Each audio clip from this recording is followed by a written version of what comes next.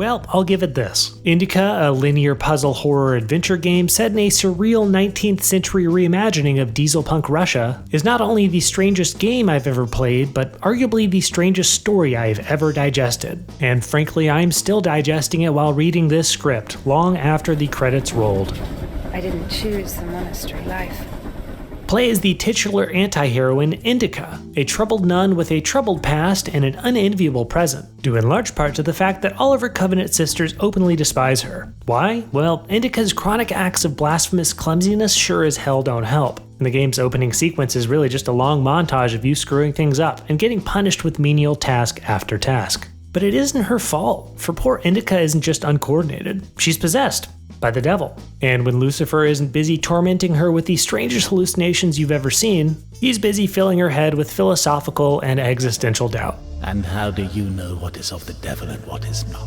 Now imagine lugging all of this emotional baggage halfway across Siberia when INDIKA is tasked with hand-delivering a mysterious letter to a faraway priest. The ensuing journey makes the game's oppressive prologue seem downright jubilant by comparison, as the world outside the walls of INDIKA's Covenant is a bleak Kafkaesque nightmare full of bizarre industries, werewolf dogs, and escaped prisoners, one of whom becomes INDIKA's reluctant one-armed traveling companion.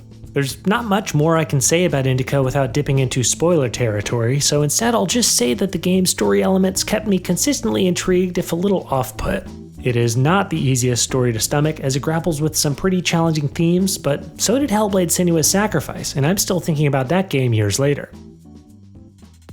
While INDIKA is first and foremost a linear story adventure, it does sport a number of inventive puzzles along the way. The game makes poetic use of INDIKA's internal turmoil, occasionally giving you the ability to rip the world in two, and doing so opening up otherwise inaccessible passageways. Other puzzles ask INDIKA to manipulate giant objects via diesel machines, something she shows a natural proclivity for given her upbringing in a 16-bit bike shop. You heard that right. When INDIKA isn't busy running from photorealistic monstrosities in the present tense, she's probably daydreaming about quirky jumping puzzles from her 2D past.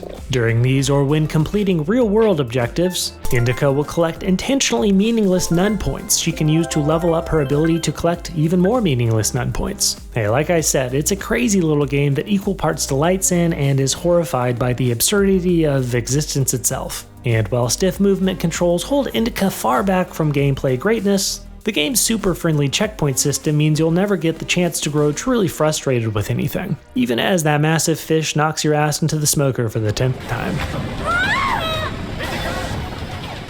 As for style, INDIKA is drenched in a desolate, dread-inducing atmosphere. Blankets of white snow and the washed-out grays of mostly abandoned Russian architecture are only occasionally punctuated by the flicker of fire and INDIKA's emerald green eyes. These settings are further unsettled by harsh ambient sound design, but the whole vibe is often undermined by a silly retro 8-bit soundtrack that seems to exist solely for the sake of clashing with everything on screen.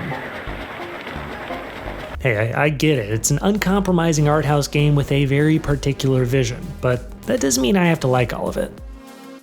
In conclusion, INDIKA kept me confused, depressed, horrified, and most importantly engaged for the duration of its 6-hour runtime. While its story and gameplay elements both fall short of spectacular, it's certainly the most interesting game I've played all year, and I can recommend it to the strong-willed for that reason alone. I'm giving INDIKA an aggregate megascore of 3.46 out of 5, and I'm happy to answer any questions you have about the game or my review. Until next time, this is Scope, and thanks for watching.